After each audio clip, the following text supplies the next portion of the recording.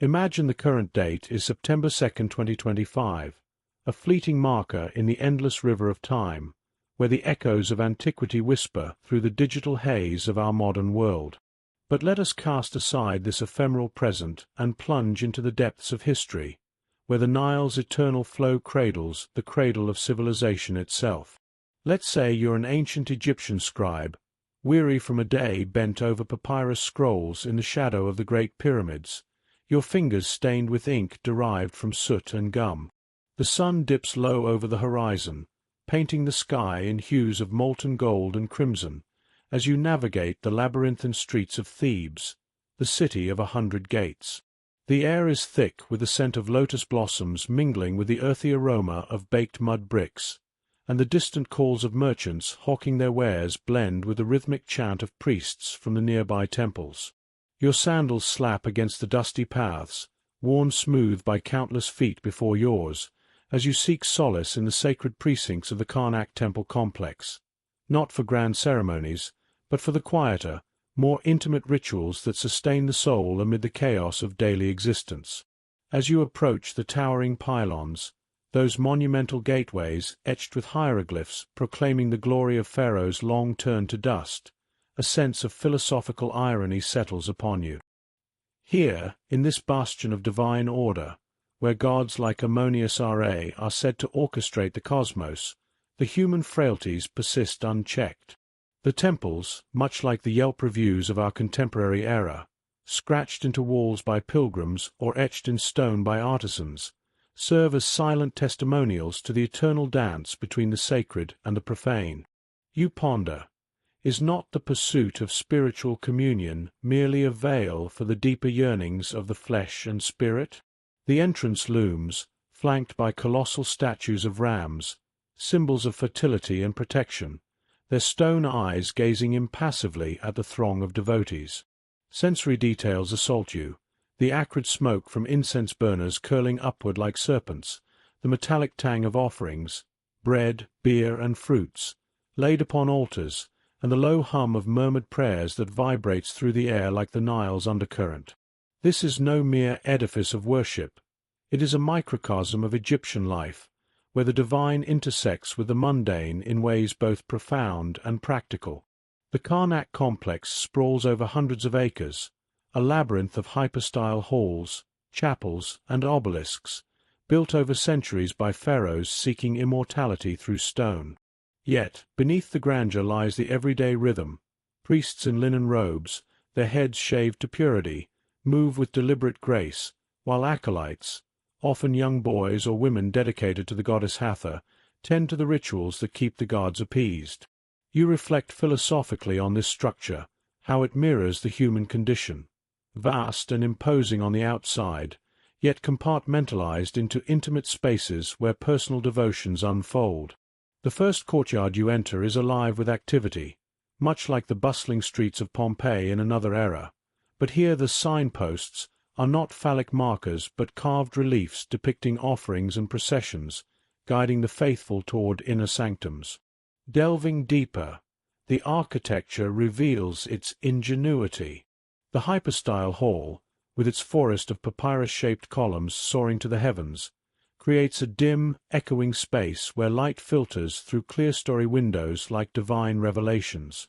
Each column, adorned with bas-reliefs of gods bestowing life upon the king, serves as a visual narrative, a fresco of sorts, summarizing the cosmic order. But practicality reigns. These halls are not for idle contemplation alone. They host daily rituals where bread is broken, beer is poured, and incense is burned to nourish the ka, the life force of the deities. Privacy is a luxury afforded only to the high priests in the innermost shrines. For the common devotee like yourself, devotion is communal, voices overlapping in a cacophony that underscores our shared humanity. The floors, smoothed by generations of bare feet, bear faint stains from spilled libations, reminding you of the impermanence of all things. Much like the fleeting reviews left on modern apps, these marks are ephemeral testimonies to lived experiences. Advertising, in its ancient form, permeates the space.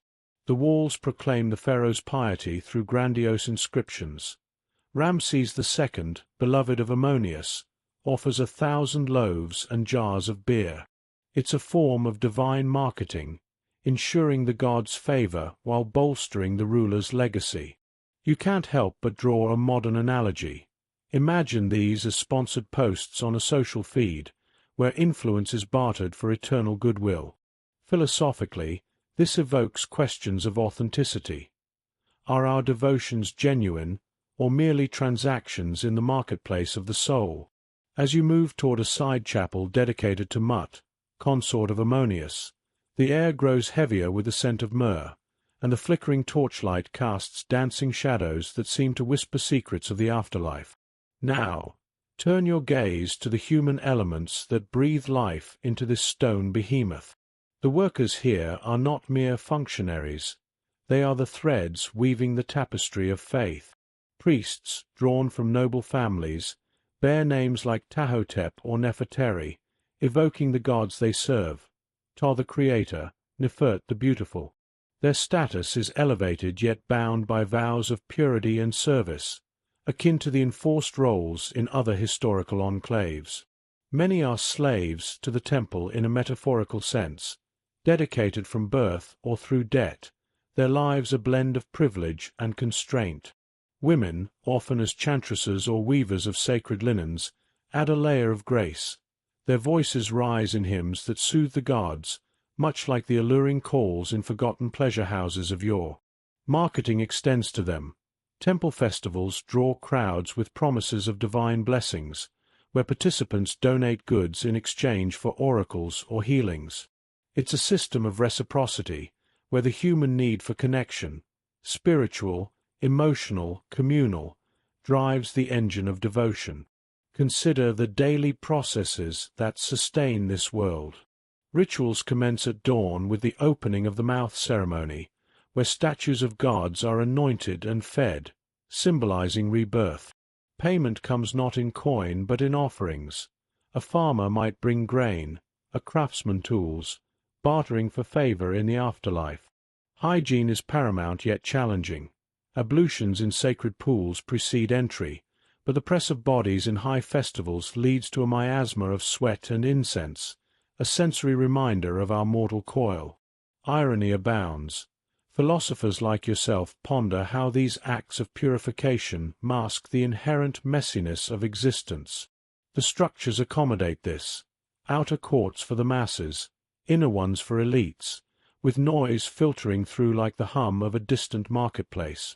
Religious aspects dominate. Ammonius, the hidden one, demands secrecy, yet his festivals explode in public revelry, blending solemnity with joy. As you participate in a minor rite, offering a small vial of oil to a shrine, a tremor of the earth, perhaps an omen from the gods, stirs unease. In truth, the Nile's floods or rare earthquakes have preserved these temples, burying them under silt only to be unearthed millennia later. Archaeological rediscovery in the 19th century, by explorers like Champollion, evoked Victorian shock at the pagan intimacy of rituals, much like hidden cabinets of artifacts deemed too sensual for public view. Today we reflect on their legacy, temples not as relics, but as mirrors to our own quests for meaning. Yet, as the night deepens and the temple gates close, your thoughts drift to other mysteries of the past, where the pursuit of knowledge took even more arcane forms.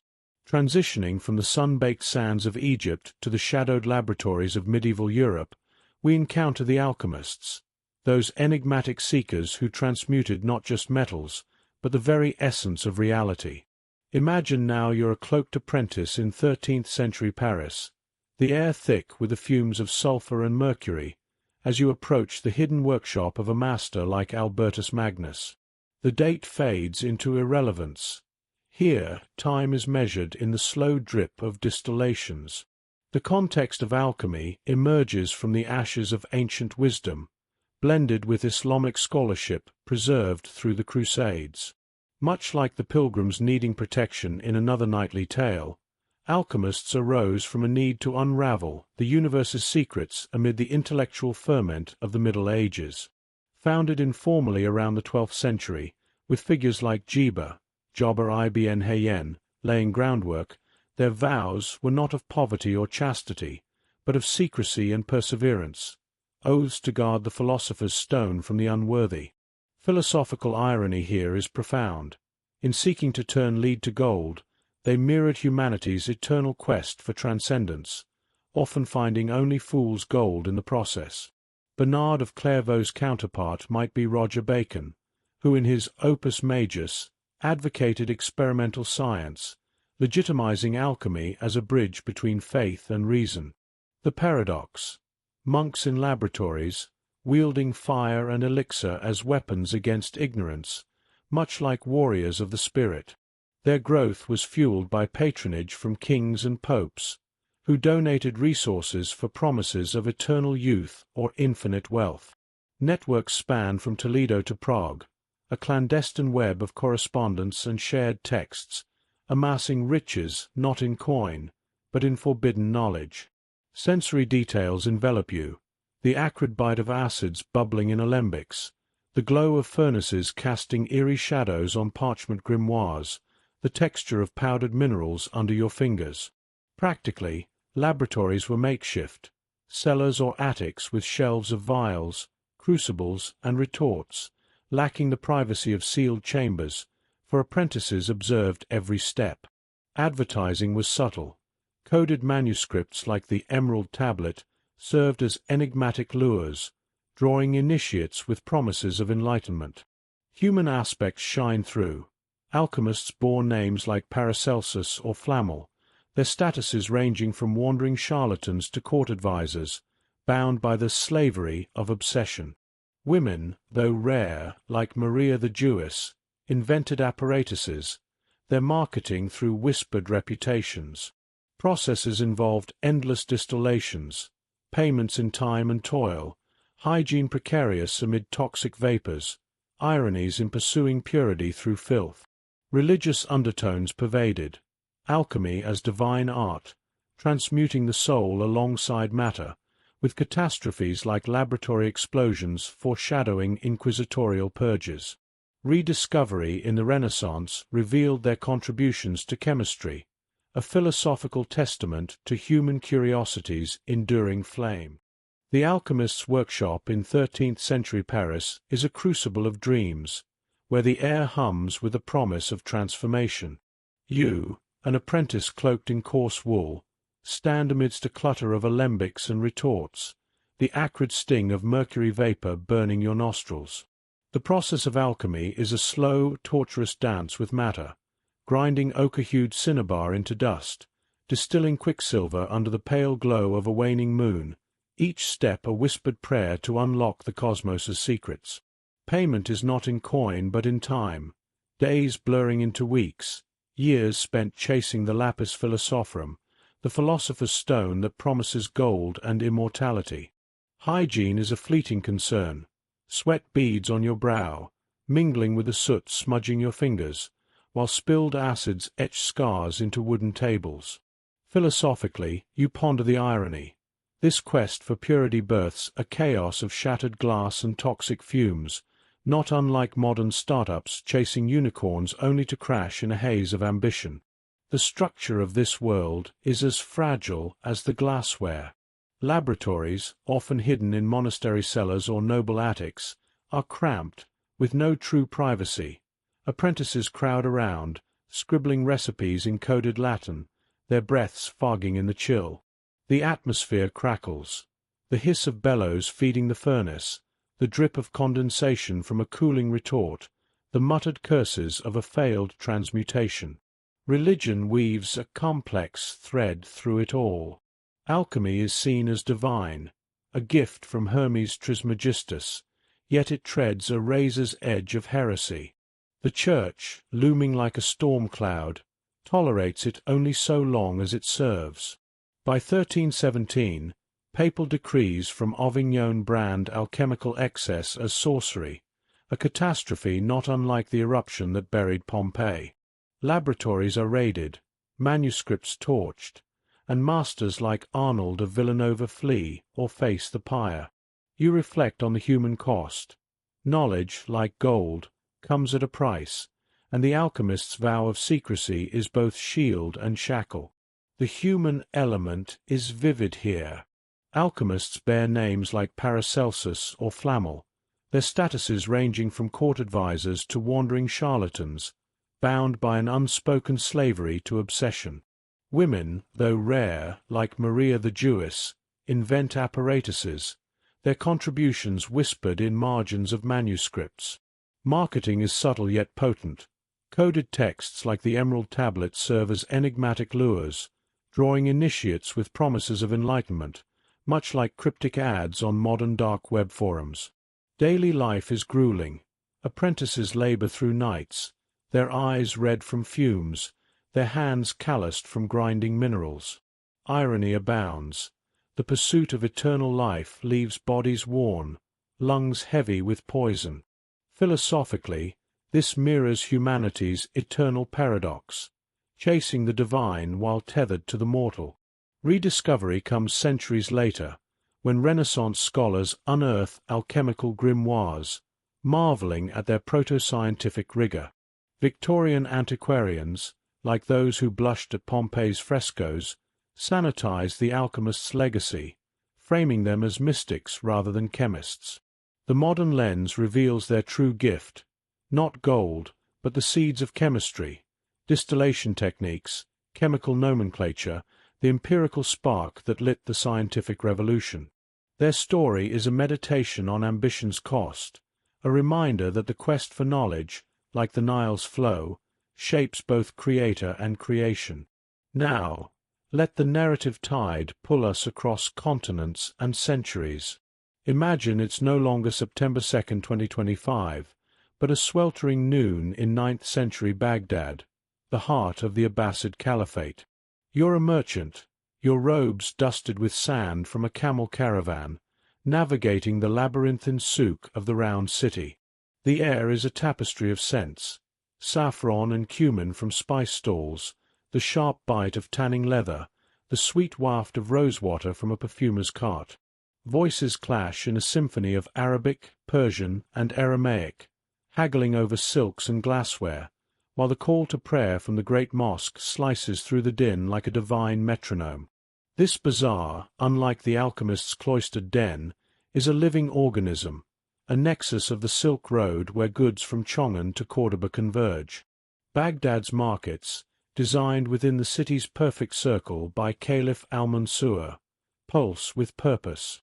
You step into the Suq al-Saga, the goldsmith's market, where hammered metal glints like captured sunlight. Sensory details overwhelm. The clink of dirhams, the sizzle of flatbreads on clay ovens, the texture of burlap sacks brimming with dates. Philosophically, you muse on commerce as a universal tongue, a dance of desire and necessity that binds stranger to stranger, not unlike social media stitching together modern tribes.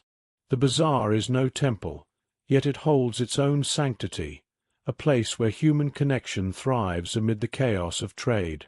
The process of commerce is a ritual, theatrical yet precise. Haggling is an art. Merchants circle like duelists, offering copper dirhams or bartered goods, a bolt of silk for a jar of myrrh, a camel's load of frankincense for a Byzantine icon. Payment varies by status. Elites flash gold dinars, while laborers offer grain or labor. Hygiene is a constant battle. Dust and sweat cling to skin, and water from communal fountains is sipped warily to avoid dysentery. Irony permeates. This is a place of wealth, yet the poorest vendors, selling wilted herbs, embody resilience, their survival a testament to human tenacity, much like the alchemist's dogged pursuit of the impossible. The bazaar's structure mirrors the city's order. Covered alleys, or caesarea, shield stalls from the sun, their mud-brick arches etched with geometric patterns that rival the alchemist's cryptic symbols. Privacy is a myth. Every deal is public, witnessed by neighbors and passers-by. The atmosphere vibrates. Children dart through crowds, thieves are shouted down, and storytellers spin tales of Sinbad to draw a coin. Religion shapes the rhythm. Merchants pause for salat, their mats unrolled beside wares, invoking Allah's blessing on their trade. The bazaar's guard is Mammon cloaked in piety, with mosques and madrasas nearby reminding all of divine accountability. Humanity breathes life into this chaos. Vendors bear names like Ibn Ziyad or Fatima, their status tied to their trade. Spice merchants command respect, while tanners labor in obscurity. Women, often veiled, are not mere shadows. They sell textiles or henna, their voices sharp in negotiation, their presence a quiet defiance of invisibility. Marketing is overt, cries of finest saffron from Khorasan. Echo, akin to the frescoes of Pompeii advertising services. Some are bound by debt or servitude, their lives echoing the temple workers of Egypt, yet their banter weaves community, a fragile thread against the chaos of commerce. A catastrophe looms, subtler than Vesuvius, but no less devastating. The Mongol siege of 1258 will raze Baghdad, burying its markets under ash and memory. Yet, like Karnak's temples, fragments endure, pottery shards, coin hoards, manuscripts in forgotten libraries. Rediscovery by 19th-century archaeologists, like Austen Henry Layard, reveals a cosmopolitan hub that shaped global trade. The bazaar's legacy is connection, ideas, goods, cultures blending like spices in a stew, a philosophical reminder that humanity thrives in exchange, not isolation. As you barter for a vial of ambergris, its musky scent a whisper of distant shores, your thoughts drift to another form of exchange, not of goods, but of beauty. The narrative shifts, carrying us to the sunlit piazzas of Renaissance Florence, where art spills onto the streets, a vibrant tapestry woven by forgotten hands. The alchemist's world, with its glowing furnaces and cryptic manuscripts, lingers like a half-remembered dream. In 13th-century Paris, you, an apprentice, stand amidst the chaos of bubbling retorts, the air thick with sulphur and ambition. The legacy of alchemy is not just in its failures, shattered vials and untransmuted lead, but in its triumphs, the quiet sparks that ignited modern science. The growth of this secret of art was fueled by patronage, not unlike the donations that swelled the coffers of knightly orders in another era. Kings and popes poured wealth into laboratories, seduced by promises of gold or eternal youth. Figures like Roger Bacon, with his Opus Majus, crafted a code of sorts, a blend of faith and experiment that legitimized alchemy's paradox, monks wielding fire to unravel divine mysteries. Their laboratories, tucked in shadowy corners, were nodes in a network stretching from Toledo to Prague, a clandestine web of shared texts and whispered secrets, amassing knowledge as a kind of wealth, far beyond mere coin. The alchemists' reputation was dual-edged. Their experiments, distilling acids, forging alloys, earned awe, but their secrecy bred suspicion. Like warriors in a holy war, they fought not with swords, but with crucibles, battling ignorance yet inviting accusations of sorcery. Their financial role was revolutionary.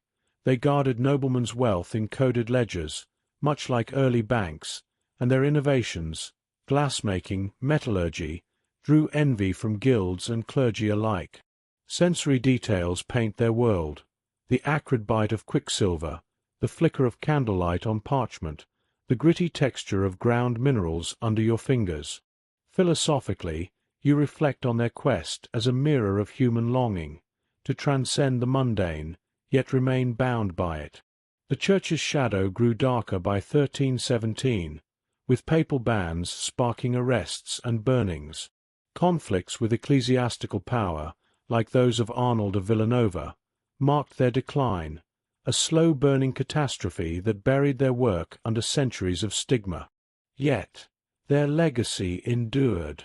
Renaissance scholars, sifting through dusty codices, uncovered the alchemists' contributions, distillation techniques that birthed chemistry, empirical methods that shaped the scientific method. Victorian rediscoverers, with their prudish awe, framed them as mystics, but we see them now as pioneers, their failures as noble as their successes.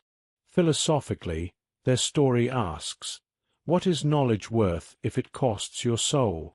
As the furnace's glow fades, your thoughts drift to another crucible of creation, where beauty, not gold, was the currency. The narrative shifts, carrying us to the sunlit piazzas of Renaissance Florence, circa 1490, where art spills onto the streets like wine from an overturned cask. Imagine you're a young apprentice, your hands stained with ochre and charcoal, weaving through the crowded Piazza della Signoria. The air hums with the scent of linseed oil and freshly baked pane toscano, mingling with the sweat of laborers hauling marble for the Duomo. Voices clash, merchants hawking silks, preachers decrying vanity, and artists boasting of their latest frescoes. This is no silent temple or smoky laboratory, but a living canvas, where the streets themselves become galleries for the forgotten artisans of the Renaissance. Philosophically, you muse. Art, like commerce or alchemy, is a bridge between the divine and the human, a fleeting attempt to capture eternity in pigment and stone. The context is Florence at its zenith, a city reborn under the Medici, where wealth and humanism fuel an explosion of creativity. The streets are the agora of this age, not unlike Baghdad's bazaar, but here the currency is beauty. You pause at a corner where a street artist, nameless to history, unlike Michelangelo, sketches a Madonna in chalk on the cobblestones. Sensory details envelop you, the scratch of charcoal on stone, the vibrant reds and blues of tempera drying in the sun, the distant clang of sculptors' chisels.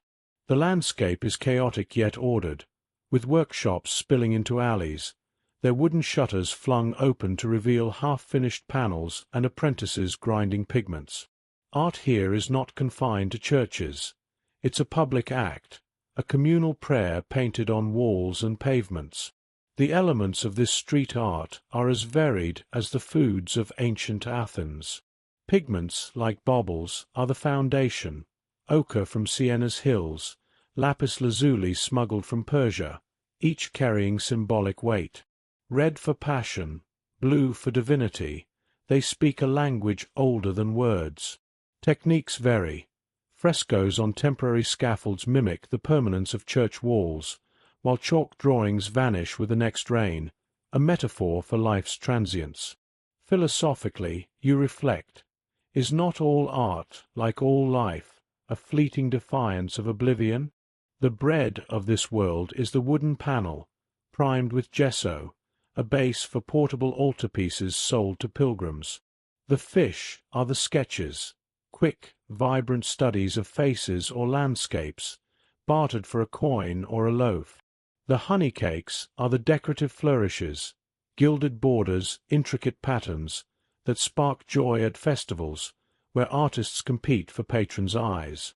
Materials shape the craft. Charcoal and chalk are the poor man's tools, portable and cheap, like the olives of Athens markets. Brushes, made from squirrel or hog hair, are prized, their bristles worn to stubs by relentless use.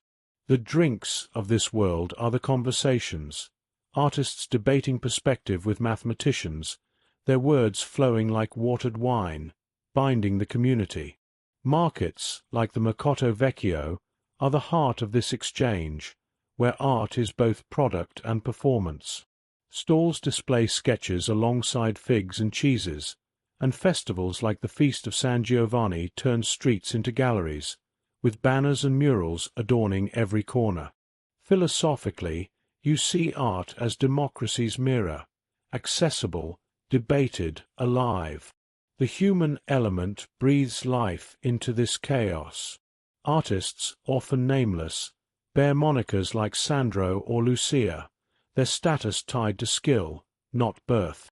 Some are guild members, others wanderers, their lives a blend of freedom and servitude to patrons like Lorenzo de' Medici. Women, though rare, like Properzia de' Rossi, carve reliefs or weave tapestries, their work marketed through whispered reputations. Advertising is bold. A well-placed mural on a palazzo wall draws commissions, much like the alchemist's coded texts lured initiates. Daily life is grueling.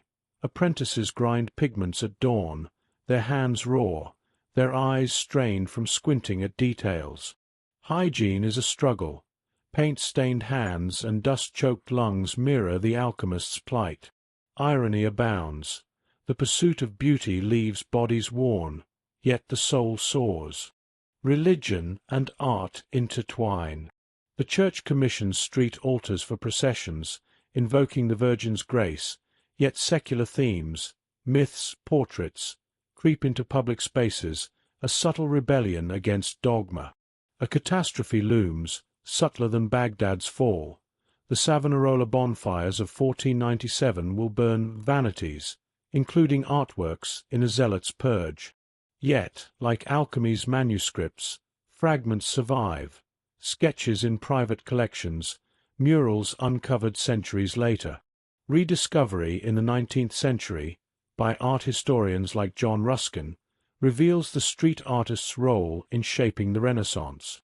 Their legacy is not in grand canvases, but in the democratization of beauty, a philosophical testament to art as humanity's shared language. As you sketch a dove on a wall, its wings smudged by your charcoal-stained fingers, your thoughts drift across oceans. The narrative shifts to the vast Pacific, where Polynesian navigators, guided by stars and instinct, charted unknown waters long before Columbus. Imagine you're a wayfinder, standing on a double-hulled canoe, the salt spray stinging your face as you sail toward a new horizon. The sun beats down on Florence's Piazza della Signoria, circa 1490, where you, an apprentice artist, clutch a stick of charcoal, its gritty texture rough against your fingers. The air hums with the scent of linseed oil and the yeasty aroma of Pane Toscano wafting from a nearby baker's stall. Voices swirl, merchants haggling over silks, preachers decrying vanity, and fellow artists boasting of their latest frescoes. The streets of Renaissance Florence are a living canvas, a chaotic gallery where art spills from workshops onto cobblestones, not unlike the vibrant markets of Baghdad. Philosophically, you reflect. Art is a bridge between the mortal and the eternal, a fleeting act of creation that mirrors the human soul's yearning for meaning, much like the alchemist's quest for gold. The elements of this street art are as varied as the foods of ancient Athens. Pigments are the foundation, each with symbolic weight. Ochre from Siena's hills evokes the earth, lapis lazuli from Persia whispers of divinity. Techniques are the recipes. Frescoes painted on temporary scaffolds mimic church murals, while chalk sketches, ephemeral as a summer rain, vanish underfoot. Philosophically, you muse. Is not all art, like life, a defiance of oblivion? The bread of this world is the gesso-primed wooden panel, a portable altar for pilgrims, sold for a handful of soldi. The fish are quick sketches, studies of faces or landscapes, bartered for a loaf or a coin, their immediacy capturing the pulse of the streets. The honey cakes are decorative flourishes, gilded borders, intricate arabesques, that spark joy at festivals like the Feast of San Giovanni, where artists compete for patrons' favor, their murals adorning every corner like offerings to a secular god.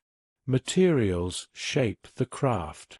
Charcoal and chalk, cheap and portable, are the artist's olives, accessible to all. Brushes of squirrel or hog hair, worn to stubs, are prized tools, their bristles caked with pigment. The drinks are the conversations, artists debating perspective with mathematicians in the shade of a palazzo, their words flowing like watered wine, binding the community in a shared pursuit of beauty. The markets, like the Mercato Vecchio, are the heart of this exchange, where sketches sit alongside figs and cheeses, and festivals turn streets into galleries. Philosophically, you see art as democracy's mirror, open to all, debated in public, a living testament to human connection, not unlike the communal meals of ancient Athens. The human element breathes life into this chaos.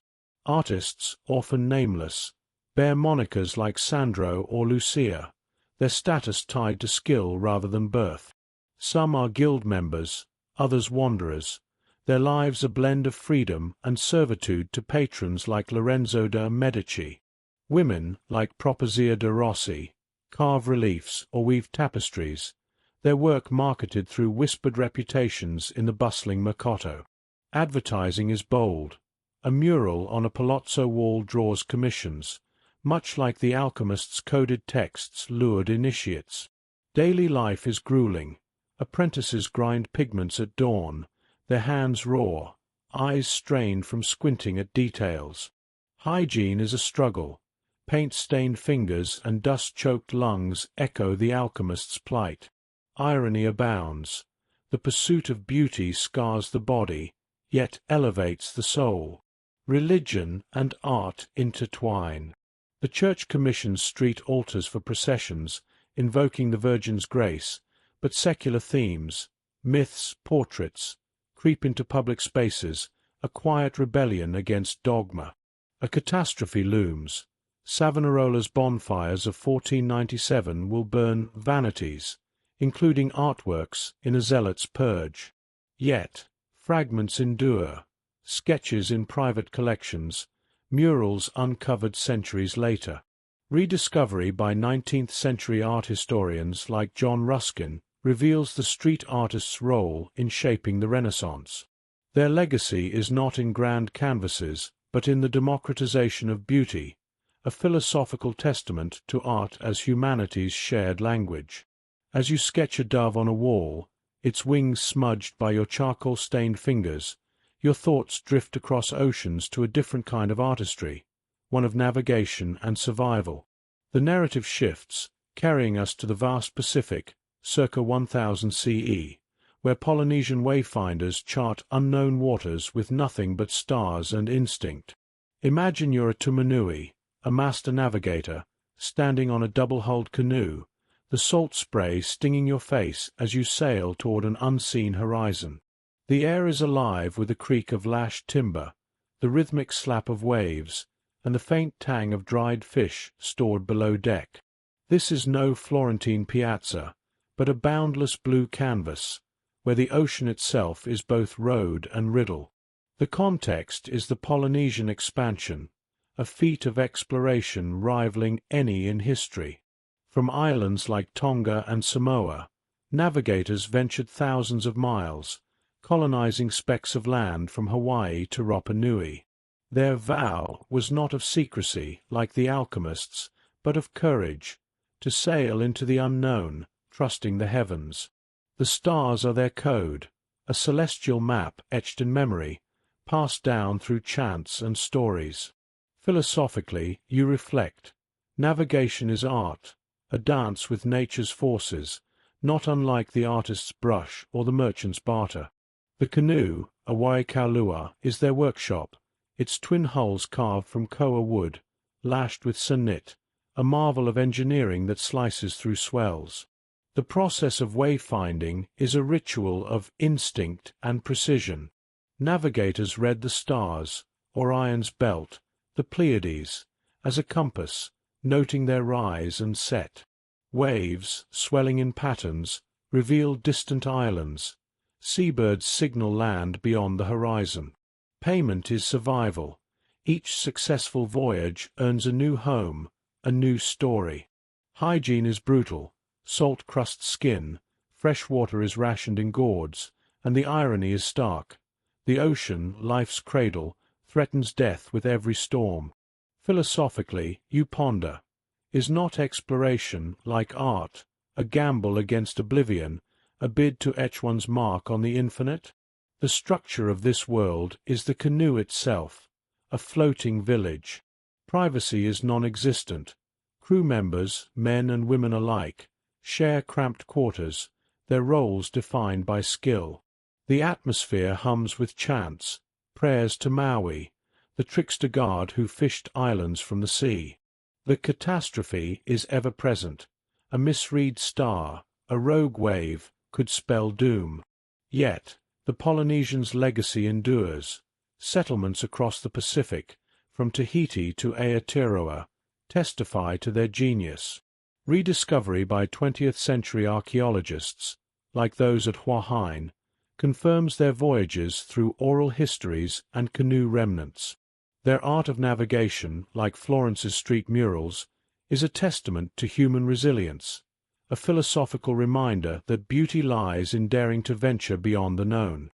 The Pacific stretches before you, an endless canvas of blue, its surface rippling under a tropical sun.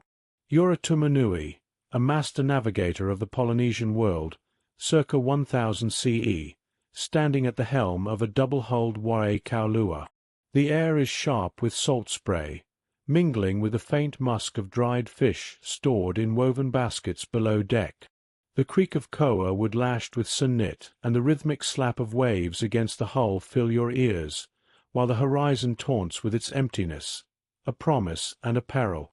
This is no Florentine piazza, where art spills onto cobblestones. Here the ocean is both road and riddle, and your craft is navigation, an art as profound as any painted fresco. Philosophically, you reflect.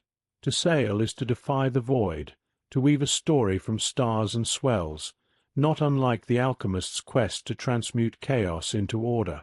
The journey began in the islands of Tonga, where your people, the Polynesians, honed their wayfinding skills over centuries. The Wae Kaulua, a marvel of engineering, is your vessel, twin hulls for stability, a platform for crew and supplies, its triangular sail catching the trade winds. Navigation is a sacred act, guided by no compass but the heavens. At night, you read the stars. The Pleiades' rising signal a course northeast, Orion's belt a steady anchor. By day, you watch the ocean's pulse. Swell patterns betray unseen islands, their ripples like whispers of land. Seabirds, frigate birds with their crimson throats, dart toward distant shores, and clouds piling on the horizon hint at atolls hidden below. The dangers are legion, storms that churn the sea into froth, rogue waves that threaten to snap the canoe's lashings, or the simple terror of losing the stars to cloud cover. Philosophically, you muse. Is not this navigation a metaphor for life, a balance of instinct and knowledge, where a single misstep could cast you into the abyss? The process is grueling yet precise. You chant star paths memorized from childhood, each verse a map of celestial markers. The crew, men and women trained in sail-mending, fishing, or storytelling, works as one, their hands calloused from hauling ropes, their skin crusted with salt. Payment is survival, measured in landfall. A new island means fish, coconuts, a chance to breathe. Hygiene is a constant battle. Fresh water, stored in gourds, is rationed sip by sip, and the stench of unwashed bodies mingles with the sea's briny tang. Irony abounds. The ocean, life's cradle, is a merciless taskmaster, offering bounty yet threatening death with every swell. You reflect on the human cost, not unlike the artists of Florence, whose pursuit of beauty scarred their hands. Here, the pursuit of discovery scars body and soul. The discovery of a new land, later called Hawaii by your descendants, is a moment of awe. You spot it first as a smudge of green against the blue, then a shore rich with volcanic soil, koa trees, and streams that glitter like molten silver. The crew erupts in chants to Maui, the trickster god who fished islands from the deep. Sensory details flood your senses. The sweet scent of hibiscus carried on the breeze, the crunch of black sand underfoot, the distant roar of surf against lava cliffs. Philosophically, you ponder the paradox. This land is both a gift and a challenge, a blank slate for your people, yet a mystery that demands respect. You name it after the stars that led you here, a poetic act akin to the Florentine artist naming a fresco for its patron. Exploration begins with a camp, a temporary village of thatched hail built from palm fronds. The crew hunts, spearing fish in coral reefs, gathering taro roots, while others carve tools from basalt. Resources are abundant yet finite. The island's bounty must be managed, a lesson in balance not unlike the merchant's barter in Baghdad. The camp hums with activity. Women weave mats, men repair the canoe, children chase crabs along the shore. The atmosphere is alive with hope, yet tempered by vigilance. Sharks lurk in the shallows, and the volcano's distant rumble warns of nature's caprice. Philosophically, you see this as a microcosm of humanity's dance with the unknown, a daring leap into possibility, much like the alchemist's experiments or the artist's sketches. Contact with the land's first inhabitants, perhaps earlier voyagers or spirits of the island, comes unexpectedly. A group appears on the beach, their skin tattooed with swirling patterns, their language unfamiliar yet rhythmic. Trade begins tentatively. You offer dried fish and obsidian tools. They reciprocate with breadfruit and shells. The exchange is a fragile bridge, not unlike the banter of Florence's markets, but tension simmers. A misunderstood gesture, a raised spear, a too loud chant, sparks a skirmish, arrows flying like the seabirds you followed. Blood stains the sand, a stark reminder of cultural collision, akin to the conflicts of other explorers in distant sagas. Philosophically, you reflect. Discovery is not conquest but a meeting of worlds, where misunderstanding can turn olive branches into spears. The canoe, your floating home, is both shelter and symbol. Its twin hulls, lashed with sennit, are a testament to your people's ingenuity, a structure as vital as Florence's workshops. Privacy is non-existent. The crew sleeps under sails, their dreams haunted by the sea's endless song. The religious aspect is ever present. Prayers to Konaloa, god of the ocean, punctuate each dawn, offerings of fish cast into the waves. The catastrophe, when it comes, is not a single event but a creeping realization. This island, rich as it seems, cannot sustain a permanent settlement without more voyages, more canoes. The decision to stay or sail on weighs heavy, a choice between hope and pragmatism. The legacy of these voyages endures in the island's oral traditions, chants and hula that recount the star's guidance, the sea's trials. Archaeological rediscovery in the 20th century, through sites like the Puuhonua Ohono now, confirms the Polynesians' reach. Canoe remnants, fishhooks, and petroglyphs tell of a people who conquered the Pacific with nothing but wood and courage. Philosophically, their story is a meditation on daring. To sail into the unknown is to paint on the universe's canvas, a legacy as enduring as any fresco.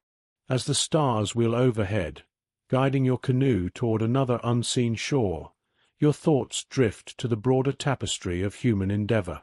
The narrative prepares to shift, weaving the threads of Polynesian exploration with other forgotten stories, perhaps of medieval scribes illuminating manuscripts, their quills scratching out truths that bind past to present. The Pacific's vastness cradles your double-hulled Waikaulua, its koa wood groaning under the strain of endless waves. You're a Tumanui, a Polynesian master navigator, circa 1000 CE, your skin weathered by salt and sun, your eyes fixed on the horizon where a new island, later called Hawaii, emerges like a dream from the sea. The air is thick with the briny tang of the ocean, laced with the faint sweetness of hibiscus carried on the trade winds. The rhythmic slap of waves against the hull blends with the crew's chants, invoking Maui, the trickster god who fished islands from the deep. This is no Florentine piazza, where art spills onto stone. Here, the ocean is both canvas and crucible, and your art is survival, a testament to human audacity. Philosophically, you reflect. To settle a new land is to paint with the raw materials of hope and hardship, not unlike the alchemist's quest to transmute lead into gold or the artist's struggle to capture eternity in pigment. The settlement begins with a fragile foothold on this volcanic shore. Your crew, a mix of men and women hardened by the voyage, constructs a hail, a thatched shelter woven from palm fronds, its frame lashed with sennit. The process is communal, a dance of labor. Men fell koa trees with basalt adzes, women weave mats for floors, children gather shells for tools. Hunting and gathering sustain you, spearing fish in coral reefs, harvesting taro roots from stream beds, collecting coconuts that thud heavily to the ground. Sensory details envelop you, the crunch of black sand underfoot, the smoky aroma of fish roasting over lava rocks, the distant rumble of a volcano like a god's restless murmur. Philosophically, you ponder the irony. This land, a gift of abundance, demands relentless toil, much like the Florentine artist's pursuit of beauty through blistered hands. Daily life is a rhythm of necessity. The crew plants taro in muddy patches, builds fish traps from woven vines, and carves outrigger canoes for coastal fishing. Resources are plentiful yet finite. The island's bounty, breadfruit, bananas, wild pigs, must be managed with care, a lesson in balance akin to the merchant's barter in Baghdad's souk. Hygiene is a constant challenge. Fresh water from streams is hoarded in gourds, and the salt crusting your skin itches relentlessly. The irony is stark. The ocean that brought you here offers no respite, its waves a reminder of both freedom and confinement. The settlement's structure mirrors the canoe's simplicity, open hail with no walls, privacy a luxury sacrificed for community. The atmosphere hums with activity, laughter of children chasing crabs, the thud of adzes shaping wood, the soft chants of elders recounting star paths to ensure the knowledge endures. Religion binds this world. Each dawn, you offer fish and taro to Konaloa, god of the ocean, casting them into the surf with whispered prayers. Festivals mark the seasons, harvests celebrated with hula and feasts, where the community dances under starlight, their movements a living map of the voyages that brought them here. Philosophically, you reflect.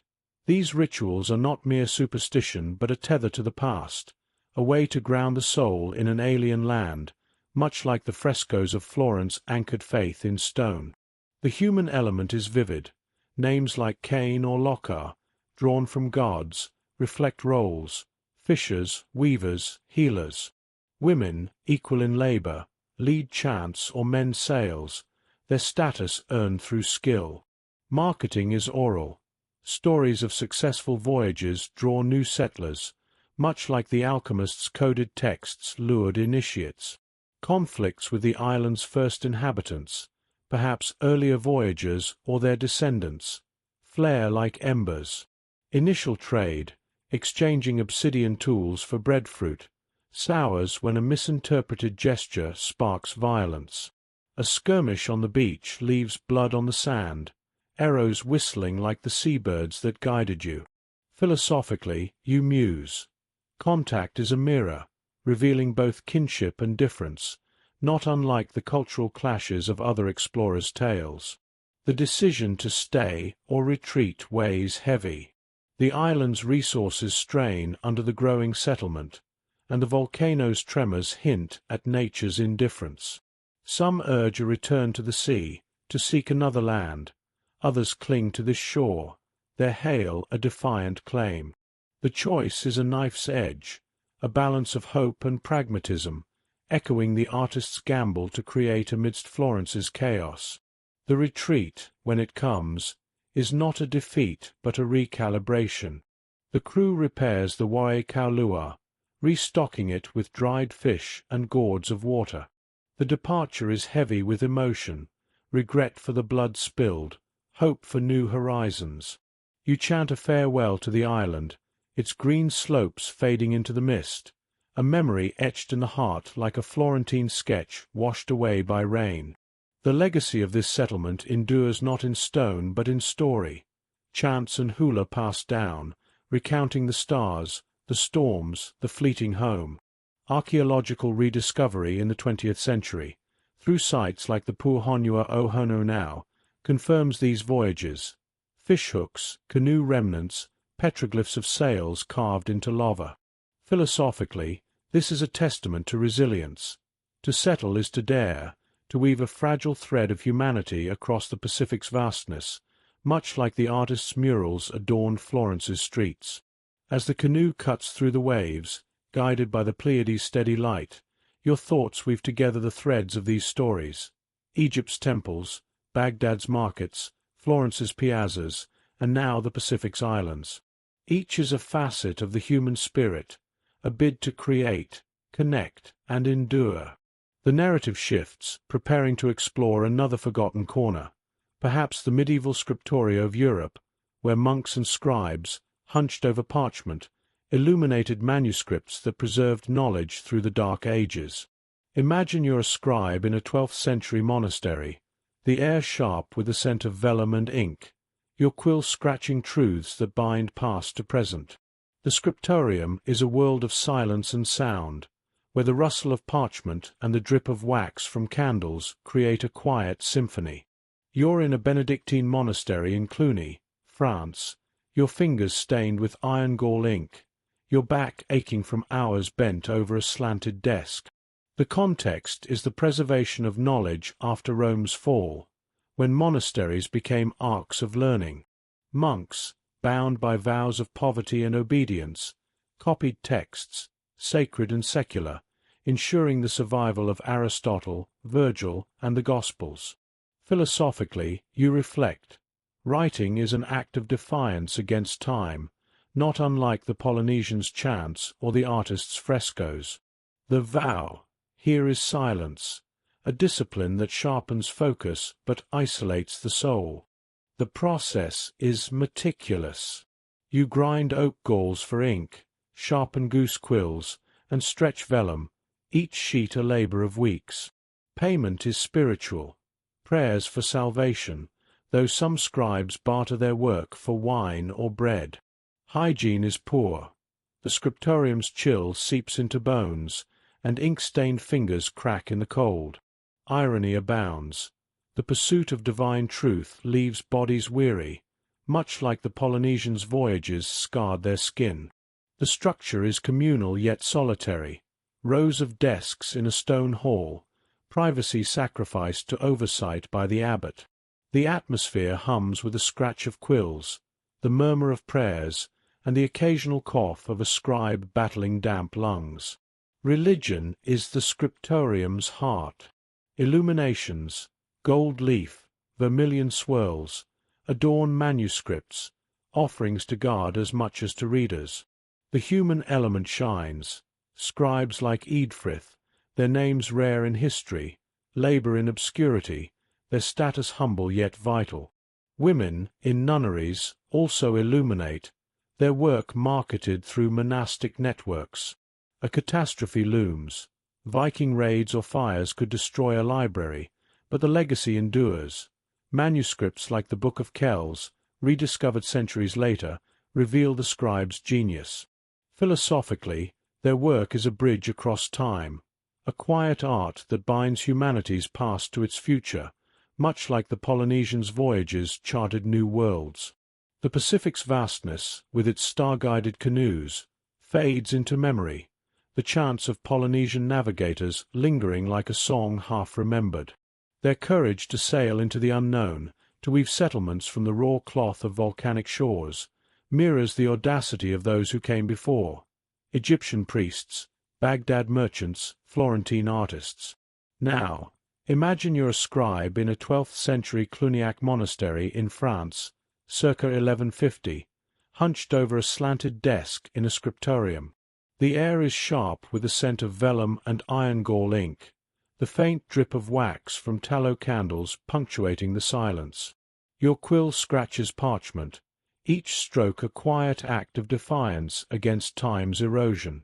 This is no boundless sea or bustling piazza, but a cloistered world where knowledge is preserved, a fragile thread stitching past to future. Philosophically, you reflect. To write is to paint with words, to anchor humanity's soul against oblivion, much like the Polynesian star maps, the alchemist's crucibles, or the frescoes of Florence. The scriptorium is a sanctuary of labor, its stone walls cool against the heat of a medieval summer. The context is the aftermath of Rome's fall, when monasteries became arks of learning, safeguarding texts through the chaos of the Dark Ages. Monks, bound by Benedictine vows of poverty and obedience, copy manuscripts, Gospels, Aristotle's logic, Virgil's epics, with a devotion rivaling the Polynesians' courage. The process is meticulous. You grind oak galls for ink, the acrid powder stinging your nostrils, sharpen goose quills with a knife, their edges fraying with use, and stretch vellum, each sheet a labor of weeks, scraped from calfskin and smoothed to a creamy sheen. Sensory details envelop you, the soft creak of parchment, the smoky tang of candles, the chill of stone floors seeping through your sandals. Payment is spiritual, prayers for salvation, though some scribes barter their work for a jug of wine or a loaf of rye. Hygiene is a struggle. The scriptorium's damp air clings to your robes, and ink-stained fingers crack in the cold. Irony abounds. The pursuit of divine truth wearies the body, much like the Polynesian's salt-crusted skin or the alchemist's fume-choked lungs. The structure is communal yet solitary. Rows of desks line the stone hall, each scribe an island of focus, overseen by an abbot whose stern gaze ensures discipline. Privacy is a myth. Your work is scrutinized, errors corrected with a flick of a birch rod. The atmosphere hums with the scratch of quills, the rustle of pages, and the occasional cough of a scribe battling damp lungs. Religion is the heart of this world. Illuminations, gold leaf, vermilion swirls, azure vines, adorn manuscripts, offerings to God as much as to readers. Philosophically, you muse. These manuscripts are not mere books but bridges across time, much like the Polynesian chants that carried star paths or the Florentine murals that spoke of faith and rebellion. The act of copying is a ritual, a prayer in ink, preserving truths against the chaos of a fractured world. The human element breathes life into this stillness. Scribes, often nameless, bear monikers like Eadfrith or Alcuin, their status humble yet vital. Women, in nunneries like those led by Hild of Whitby, also illuminate, their delicate hands gilding psalters with intricate patterns. Marketing is subtle. Manuscripts are shared through monastic networks, their beauty a lure for patrons or pilgrims seeking divine favor, not unlike the alchemist's coded texts or the Baghdad vendor's cries. Daily life is grueling. Dawn prayers give way to hours of copying, eyes straining in dim light, backs aching from the desk's slant. The irony is stark. To preserve eternity, you sacrifice your body's ease, a parallel to the Polynesian's toil or the artist's paint-stained hands. Conflicts arise quietly. A scribe's error sparks the abbot's ire, or a rival monastery claims a text's superiority, echoing the cultural clashes of Polynesian encounters. A catastrophe looms, subtler than a volcanic eruption or Mongol siege. Viking raids, like those that ravaged Lindisfarne in 793, threatened to burn libraries to ash, while fires, sparked by a careless candle, could erase years of labor. Yet, the scribe's work endures, manuscripts spirited away to safer cloisters or buried in monastic vaults. Rediscovery in the Renaissance, by scholars like Petrarch, reveals their genius. Texts like the Book of Kells, with its labyrinthine illuminations, or Bede's Histories, which charted time itself. The 19th-century antiquarians, with their romantic awe, saw these as relics of faith, but we see them as beacons of knowledge, their legacy a philosophical testament to humanity's refusal to let wisdom fade, much like the Polynesian settlements or Florence's street art.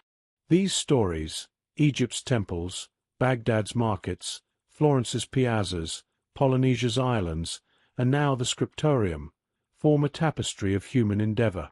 Each thread reveals a shared truth, the drive to create, connect, and endure, whether through stone, spice, pigment, sail, or ink. Philosophically, you reflect on their unity. The Egyptian priest offering myrrh to Ammonius, the Baghdad merchant bartering saffron, the Florentine artist sketching a dove, the Polynesian navigator chanting to the stars, and the scribe illuminating a psalter, All are acts of defiance against transience. Their daily lives, marked by sweat and sacrifice, weave a common thread: the human spirit's hunger to leave a mark, to shape chaos into meaning. The irony is poetic. Each act, so rooted in the mundane, ink stains, salt spray, charcoal smudges, reaches for the eternal, a paradox as old as the Nile's flow. Their legacies, too, converge. The temples of Karnak, preserved in silt, whisper of divine order. Baghdad's souks, buried by conquest, speak of connection. Florence's murals, scorched by zealots, proclaim beauty's resilience. Polynesian petroglyphs, carved in lava, sing of exploration, and the manuscripts, hidden in monastic vaults, guard wisdom against oblivion. Each faced its catastrophe: flood, fire, siege, storm, raid. Yet fragments endure, unearthed by archaeologists or scholars who, like us, seek meaning in the ashes. Philosophically, you ponder: is not history itself a scriptorium, where we, too, labor to preserve what matters? The lessons are clear. Humanity thrives in creation, not destruction; in connection, not isolation; in daring to dream, even when the canvas, be it stone, sea, or parchment, crumbles. The scriptorium's candles burn low, their light flickering like the stars that guided Polynesian canoes. You pause, quill poised, and consider the broader canvas. These stories, though separated by time and place, are one. The priest, the merchant, the artist, the navigator, the scribe, all are kin, their hands stained by their craft, their hearts bound by a shared quest. Poetically, you see history as a river, its currents carrying the detritus of human striving, offerings, coins, sketches, sails, words, toward a distant shore we cannot name. The irony is profound. In seeking to transcend their moment, they became timeless, their daily struggles a chorus that echoes in our own. As you dip your quill, the narrative prepares to shift, to weave these threads into a final reflection on their modern significance.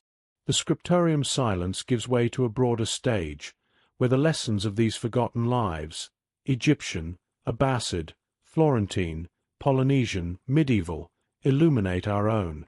What endures is not the stone or ink, but the human spirit, a flame that burns through the ages, as unyielding as the stars. The scriptorium's silence, broken only by the scratch of your quill, fades into the flicker of candlelight, its glow a fragile defiance against the encroaching dark. You, a 12th-century scribe in a Cluniac monastery, pause, your fingers stained with ink, your heart heavy with the weight of words that carry the past into the future. The air is thick with the scent of vellum and wax, a quiet hymn to preservation. But let us step back, beyond the stone walls of this cloistered world, beyond the Pacific starlit waves, the sunlit piazzas of Florence, the bustling souks of Baghdad, and the sacred precincts of Thebes. These stories, Egyptian priests offering myrrh, merchants bartering saffron, artists sketching doves, navigators chanting to the stars, and scribes illuminating truths, are threads in a vast tapestry, woven across millennia. Today, as the date marks September 2nd, 2025, we stand at the river's mouth, where these currents converge, asking, what endures of their labors, and what does their legacy whisper to us now? Philosophically, you reflect. History is not a museum of relics, but a living conversation, a dialogue between the hands that built temples and the minds that scroll through digital feeds. Each story, Egypt's rituals, Baghdad's commerce, Florence's art, Polynesia's voyages, the scriptorium's manuscripts, reveals a shared human pulse, the drive to create, to connect, to endure. The Egyptian priest, kneeling before Ammonia's statue, sought divine order in a world of chaos. His incense, curling like a prayer, was a bid for eternity, not unlike a modern influencer crafting a post to outlast the algorithm's churn. The Baghdad merchant, haggling over a vial of rosewater, wove a web of trade that bound stranger to stranger, a precursor to our global marketplaces, where a click bridges continents. The Florentine artist, smudging charcoal on a piazza's stones, painted beauty against oblivion, much like a street performer busking for a fleeting crowd. The Polynesian navigator, reading the stars' silent song, dared to claim the unknown, a courage echoed in our probes piercing the cosmos. And the scribe, copying Aristotle by candlelight, preserved wisdom against time's erosion, a quiet rebellion mirrored in our servers archiving the world's knowledge. Let us weave these threads into a final reflection, tracing their modern significance. The Egyptian temple, with its towering pylons and flickering altars, was a stage for human yearning, its hieroglyphs a testament to the need to be remembered. Today we see its echo in our skyscrapers, our digital archives, our selfies etched in pixels, each a cry against the void. The priests' rituals, with their myrrh and hymns, were acts of connection, not just to gods but to community, a truth we rediscover in our virtual gatherings, where likes and shares bind us across distances. Philosophically, you ponder, is not our obsession with legacy, be it stone or code, a mirror of their offerings, a fragile bid to outlast the ashes? The irony is poetic. The temples, buried by silt, were rediscovered by archaeologists like Champollion, whose deciphered scripts let us hear the voices of the dead, just as we hope our data clouds will speak to future generations. Baghdad's bazaar, with its cacophony of voices and scents, was a crucible of human exchange, where goods and ideas mingled like spices in a stew. Its merchants, bartering silk for myrrh, built a network that prefigured our global economy, where a single tweet can ripple across markets. Their daily grind, dust on robes, sweat on brows, echoes the hustle of gig workers, delivery drivers and coders, all laboring in the shadow of systems larger than themselves. The souk's legacy is connection, a reminder that humanity thrives in interdependence, not isolation. Yet the irony cuts deep. The Mongol siege of 1258 razed this hub, yet its fragments, coin hoards, pottery shards, survive, much like our servers, vulnerable to hacks yet enduring in redundancy. Philosophically, you reflect. The bazaar's chaos was its strength, a lesson for our fragmented world, where connection, however messy, is our salvation. Florence's street art, spilling onto cobblestones like wine from an overturned cask, was a democratized beauty, a rebellion against the elite's gilded halls. The nameless artists, their hands stained with ochre, painted for the masses, their murals a shared language not unlike our memes, which flash across screens, fleeting yet profound. Their legacy is accessibility, art as a public act, a gift to the piazza's crowd, much like a viral video shared for no coin but joy. The catastrophe of Savonarola's bonfires, which consumed their work, mirrors our own struggles with censorship, where digital art can be erased with a keystroke. Yet their fragments, sketches in private collections, murals uncovered by Ruskin's heirs, endure, a testament to resilience. Philosophically, you muse. Beauty, like truth, is a flame that burns through purges, its embers glowing in our galleries, our feeds, our hearts. The Polynesian voyages, guided by stars and instinct, were a triumph of daring, their canoes slicing through the Pacific's vastness to claim new homes. The Tumanui, chanting star paths, was both artist and explorer, his craft a dance with nature's forces, not unlike our astronauts charting Mars or coders mapping AI's frontiers. Their settlements, fragile yet enduring, speak to our own quests, to colonize new worlds, virtual or cosmic. The irony is stark. Their clashes with islanders, born of misunderstood gestures, echo our cultural divides, where a tweet can spark a war of words. Their legacy, preserved in chants and petroglyphs, was rediscovered by archaeologists at sites like Huaheine, a reminder that exploration, however perilous, expands the human soul. Philosophically, you reflect. To venture into the unknown is to weave a new thread in humanity's tapestry, a courage we must summon as we face our own uncharted seas. The scriptorium, with its quills and vellum, was a bastion of preservation, its scribes the unsung heroes of knowledge. Their labor, copying bead, illuminating psalters, was a quiet rebellion against time, much like our cloud servers archiving the Internet's chaos. The irony is profound. Their bodies, worn by cold and ink, preserved truths for minds unborn, just as our algorithms, flawed yet tireless, catalogue our thoughts. The Viking raids that threaten their work mirror our own fears of data loss, yet manuscripts like the Book of Kells endure, their illuminations a beacon across centuries. Philosophically, you ponder. Knowledge is our truest legacy, a gift we pass forward, not unlike the Polynesian star maps or the Egyptians' hieroglyphs. These stories converge in a single truth. Humanity's enduring gift is its refusal to be silenced. The priest, the merchant, the artist, the navigator, the scribe, each labored in the shadow of catastrophe, yet their work survives in fragments, in stories, in us. Their daily lives, marked by sweat, salt, pigment, ink, were not grand but human, their struggles a mirror to our own. The Egyptian temple, buried by silt, speaks to our skyscrapers. The Baghdad souk, razed by conquest, lives in our markets. Florence's murals, scorched by zealots, echo in our street art. Polynesia's voyages, lost to time, resound in our space probes. The scriptorium's manuscripts, hidden from raids, shine in our libraries. Philosophically, you reflect. History is a river, its currents carrying the detritus of human striving. Offerings, coins, sketches, sails, words, toward a shore we cannot see. The modern significance is clear. We are their heirs, tasked with weaving new threads. Our digital age, with its tweets and terabytes, is no less fragile than their worlds. The priest's incense, the merchant's saffron, the artist's charcoal, the navigator's stars, the scribe's ink, these are our emojis, our apps, our code. The irony is poetic. We, too, labor in chaos, our creations as fleeting as a chalk sketch, yet as enduring as a carved hieroglyph. Their lessons guide us. Create, despite destruction. Connect, despite division. Dare, despite fear.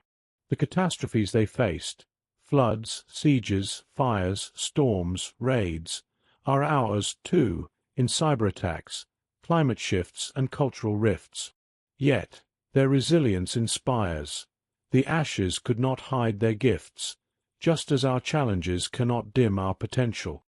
As you, the scribe, set down your quill, the candle's flame gutters, casting a final glow on the parchment. The stories of Thebes, Baghdad, Florence, Polynesia, and Cluny are not relics but living voices, urging us to build, to bridge, to dream. Poetically, you see history as a constellation, each life a star, its light reaching us across the ages. The enduring gift is this: we are bound by our striving, our imperfections, our hope. Let us carry their flame forward, not in stone or vellum, but in the choices we make, to create beauty, to seek wisdom, to sail into the unknown. For in the end, it is not the monument that endures, but the human heart, its beat a rhythm that echoes through time, an eternal song of courage and connection.